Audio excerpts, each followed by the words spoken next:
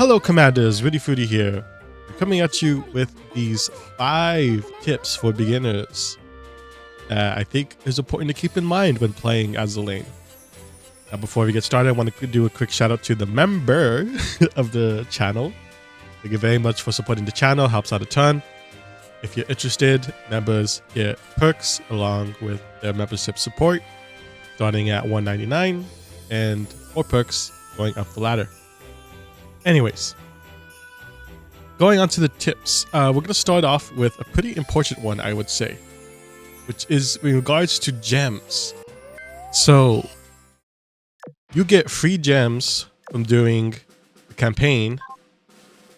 Once you 3-star and clear a story map, you will get gems. I think you get like 25 or 50, and then just per stage.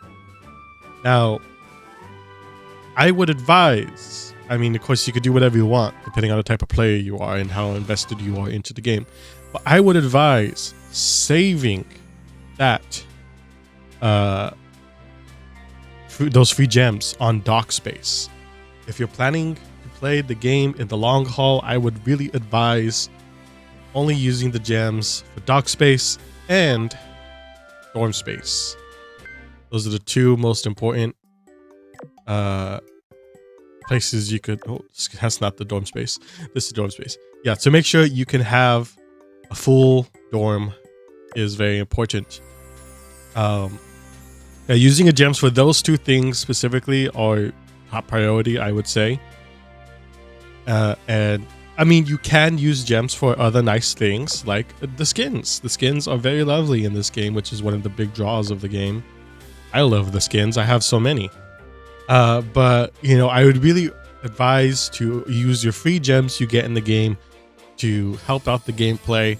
And if you want the skins, just, hey, support the game, support Yostar, and spend a little bit of money and get some gems to make your ship goes look the best it could ever look. Okay, so that's one tip. So the next tip is bullins. We're going to talk about bullins here. Okay, here we are. So you get these ships. Bullins, the little ship goes with like drills and the wrenches. A couple things about these bullins. You do not want to use these in the actual ship, the actual fleet. You know, you may have gotten one and you're like, oh, it's a gold ship. Oh, it's a purple ship. I should use this, right? No. These are very weak ships. Also come in rainbow. These are very weak ships, and the skills really just telling you that they could be used as material to limit break ships. Limit breaking is eliminating the level cap on ships. There are certain thresholds of level caps, and when you reach them, you can no longer gain experience until you use a bullin or 2 bullins in the next limit break case to remove that level cap. So we're gonna filter to just the ships that can limit break. So I can show you an example. See, like a Duke of York here. So he needs 2 gold bullins, limit break, boom, stat, and go. Okay, that is one thing I would mention. And beginners also, I know dorm space is kind of tight, especially in the beginning, but there's a couple ways to deal with dorm space. You can retire ships, you can enhance the ships you're gonna use in battle with weaker ships. But when it comes to retiring ships, do not retire your bullins. You're gonna need, especially the gold bullins. The gold bullins, they are a lot rarer, and there are a ton of super rare ship goes in this game that you're going to need a ton of gold bullins. Limit break. And yeah, so that's my advice. Do not retire your bullins. Do not use your bullins in battle. And yeah, okay, so the next thing I want to talk about is pulling too often. That's the next tip. So right now there's a rerun event that's going on for a week. So let's say there isn't a banner, okay? There isn't anything going on. I would only advise pulling once a day from the light construction pool. And the reason why is because if you do this every single day and you do your daily missions every single day, there are 2 other daily missions that are not pulling from the light construction. One is sorting and completing gaining 3 victories a day from battle. And then another one is to complete at least 1 hard mode stage from the story anyways. So you do that, you get 3 cubes for when you complete both of them, and then you get an extra cube when you spend a cube. So you add a net positive of 3 cubes a day. So you gain more cubes from doing your daily missions, and you get to grow your collection slowly but surely. This is a game designed to be played in the long haul. I mean, if you want to burn yourself out really fast, then yeah, go ahead, pull a ton. But generally, I would advise to just pull once a day. And I know it's very tempting, especially in the beginning, because you have like a very limited amount of ships you can use. But, you know, trust me, just go once a day. And then when there's this event, I would generally advise to pull 3 times a day during the duration of the event. And whatever ships you do not end up getting by the end of the event, that's when you start to go all in. That's when you start to pull for a lot more ships until you clear the banner. Because these event ships, it's going to be a very long time before there's a rerun for them. So yeah, keep that in mind. Little extra tip there when it comes to the cubes. Okay. Another thing I want to talk about for beginners, next tip is to not be too oil conscious. So in the beginning, your oil cap is kind of low. And also your canteen replenishes at a pretty slower rate than they do at a higher level.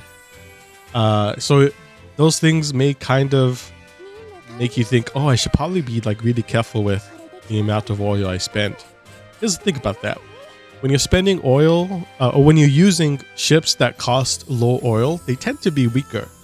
Like Cassin and I think Downs is her name. I don't have them on me. Like there's only some exceptions to where I would say to be real oil conscious. But generally speaking, when you're starting out in the game and you're trying to push through content to get to the later part of the game, that's when you start to get the better gear, more experience points, and being able to develop your ship goals faster. You know, you want to push through that content. So I would say generally just use your strongest ships. So we got Cassin and Downs here. These are pretty popular to be used as low-cost ships in the front line. So the thing is, to keep them at low cost, you can't limit break them. If you want to keep them at like 1 cost of oil. And they're not the strongest frontline ships. The really only good thing about them is the fact that they are so cheap. But again, as I'm advising, is not to be so oil conscious. You know, go if you're really hurting for oil, I would say do like a 2-2 fleet. Don't go for a 3-3 fleet. Don't max out the capacity of your fleets, because the game kind of just gives you oil. Actually, I think this is perfect. Yeah, I haven't picked it up yet. Yeah, if you go to the shop, for free, you can get this.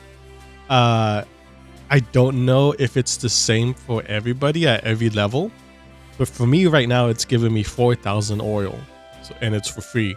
4,000 oil, a bunch of other goodies, cognitive chips, high efficiency stuff. It's very neat. Costs nothing. Just get it. And yeah, just the way oil is distributed in the game is why I would advise just go all in. You know, use your strongest ships, clear the earlier stages as fast as you can to get to the later stages. And the thing is, I believe it's at level 9, but let me double check. So, okay. Basically what I'm trying to get at is, I believe it's either chapter 8 or chapter 9, when you put it on screen, is when there will be an oil cap. So that means, okay, see how like it costs less oil here for the same fleet as earlier? Right? Yeah. That is because there was an oil cap, and that limits the amount of oil that will be spent after you achieve safe mode on the map. Now, safe mode is achieved after getting 3 stars and clearing a stage, and then completing it like about 5 times, I think, or maybe 10. I don't know. You just keep clearing it, and then eventually you'll see this go from danger to safe. And then when it's in safe mode is when you get the oil spending cap, and then that also incentivizes you to just fill up your fleets with your stronger, more oil costing fleets, because you'll be just getting more benefit just using more ships stronger to grind this content later on in the game.